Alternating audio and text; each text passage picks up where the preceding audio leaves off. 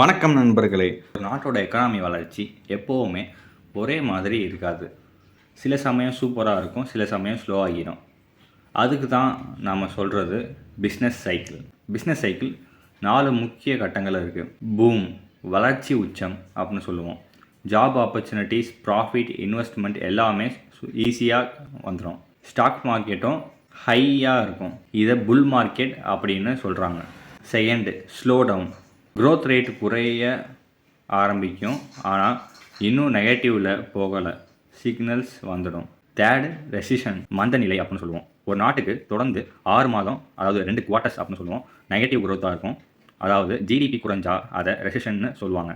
இதில் market down ஆகும். இதுதான் பியர் மார்க்கெட்னு சொல்கிறாங்க. Fourth, recovery. எக்கானமி நார்மலாக நல்லா ஆக ஆரம்பிக்கும். அப்போது மீண்டும் ஜாப், ப்ரொடக்ஷன், டிமாண்ட் எல்லாம் பேக் ஆகும். இந்த பிஸ்னஸ் சைக்கிளின் ஸ்டேஜஸ் எல்லாம் இன்வெஸ்டருக்கு ரொம்ப முக்கியம்.